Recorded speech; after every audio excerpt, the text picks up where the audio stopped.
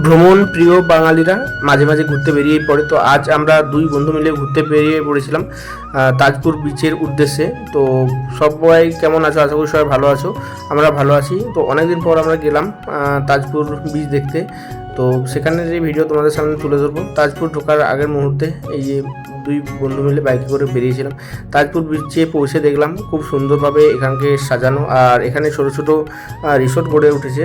আর দুদিকের just view ছিল awesome.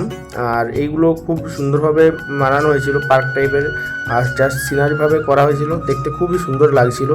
আর বিচের দিকে যাচ্ছি, চলো পুরো ভিডিওটা দেখতে থাকো তোমরা।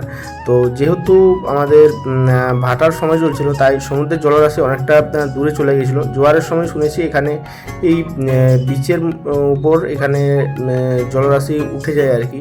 তো এখন যেহেতু ভাটার সময় ছিল, জল অনেকটা নিচে ছিল। আর এই যে বিকেলের যে ভিউটা ছিল খুবই সুন্দর, খুবই। আর ওই যে দূরে যে ব্রিজ দেখা যাচ্ছে, এটা মন্দারমণি যাওয়ার রাস্তার মাঝে পড়ে ব্রিজ, সেখানেও আমরা যাব।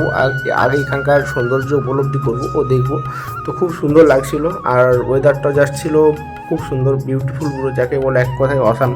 তো এইগুলো আমরা সব দেখলাম আর খুবই ভালো লাগছিল। আর এখানে মেনলি যেটা পাওয়া যায় কাঁকড়া ভাজা, ফিশ ফ্রাই, যে কোনো সামুদ্রিক মাছের ভাজা করে দেয়, খুব সুন্দর লাগে সমুদ্রের মধ্যে হাওয়ায় বসে বসে এগুলো খেতে।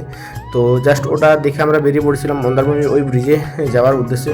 তো যেহেতু বর্ষাকাল ছিল, চারদিকে বৃষ্টির জল জমেছিল, আর বৃষ্টির জল জমা এক খুব সুন্দর মনোরম পরিবেশের মধ্য দিয়ে আমরা যাচ্ছিলাম। তো এখানের ভিউ ছিল খুবই সুন্দর।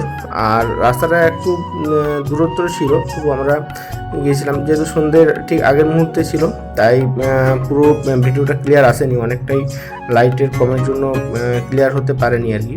তো এই যে মন্দারমণি যাওয়ার আগে যে ব্রিজটা পড়ে, সেখানে এসেছিলাম। আর এখানের ভিউটা দেখবো আমরা। আর যেহেতু সন্ধ্যার আগে একটা সময় খুবই সুন্দর লাগছিল, চারিদিকটা খুবই ভালো, সব লোকজন আসে এখানে। আর এখানের প্রকৃতি পরিবেশ যে রয়েছে খুবই সুন্দর, খুব সুন্দরভাবে দেখাচ্ছিল। জাস্ট এক কথায় বলতে গেলে বিউটিফুল। আর এখানে এই ব্রিজের নিচে ছিল চারিদিকে ছোটো ছোটো নৌকো দাঁড় করানো ছিল, নৌকোর রিপেয়ারিং হচ্ছে। থ্যাংক ইউ ভেরি মাচ, অনেক অনেক ভালোবাসা রইল।